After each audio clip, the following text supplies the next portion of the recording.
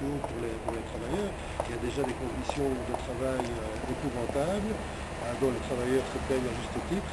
Je pense qu'il n'y a pas que les travailleurs qui ont à se plaindre, il y a aussi les usagers qui ont à se plaindre d'un service qui est de plus en plus mal rendu alors qu'il coûte de plus en plus cher. Alors, un peu hypocritement, on attribue cette situation, cette évolution à l'Europe, mais l'Europe n'est jamais que le reflet des politiques menées par les hommes politiques chez nous, dans nos pays. Et donc, il faut combattre ici ce processus.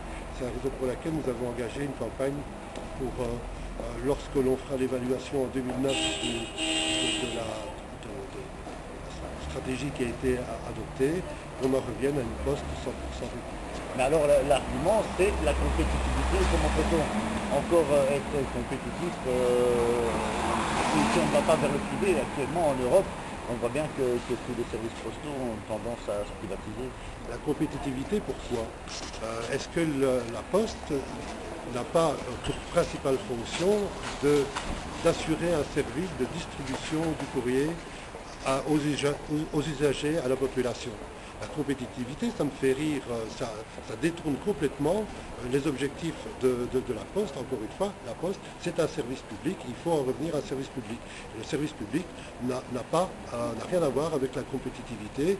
Il y a la compétitivité au niveau des entreprises privées, on voit la casse que ça occasionne aussi dans les secteurs privés, mais quand il y a un statut de service public à défendre, je pense qu'il faut le défendre indépendamment de soi-disant arguments sur la compétitivité. Alors le Parti communiste n'a pas de relais au niveau fédéral et c'est bien là que les choses vont se décider. Alors, je vais recommencer mes questions, c'est pas ça que je voulais dire. C'est-à-dire que nous les cherchons et ce n'est pas une campagne que nous menons seuls. En fait, il y a une pétition qui se trouve sur le site, qui a été repris, le lien a été repris par plusieurs organisations syndicales et on assiste à l'appropriation de la pétition par un certain nombre d'associations ou d'organisations syndicales qui l'apportent également.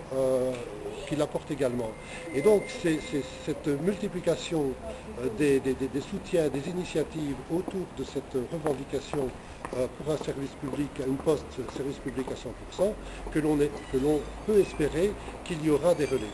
Maintenant, sur la pétition, on constate, outre la qualité des responsables syndicaux et associatifs qui signent la pétition, un certain nombre d'hommes et de femmes politiques, notamment socialistes et écologistes, qui signent cette pétition.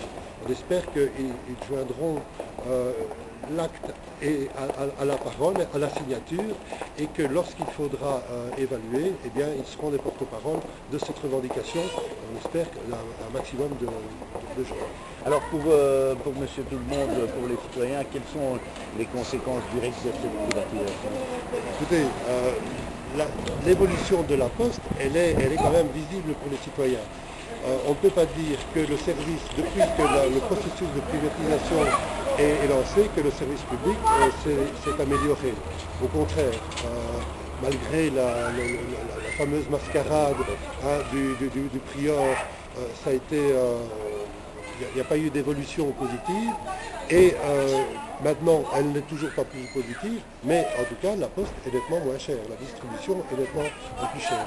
Avec la libéralisation, ce qu'il risque d'y avoir à terme, c'est lorsque vous enverrez une carte postale dans les Ardennes, ça coûtera plus cher dans notre propre pays, dans notre propre région, que si vous envoyez un courrier en interne.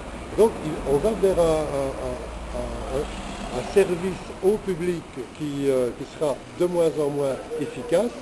On pourrait parler d'efficacité plutôt que de compétitivité, de moins en moins efficace que de plus en plus cher. Merci.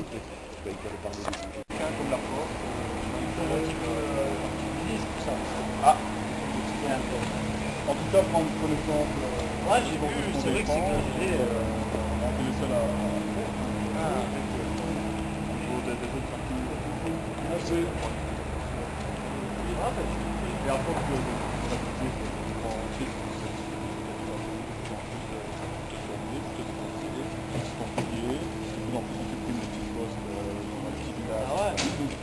proximité, on enlève.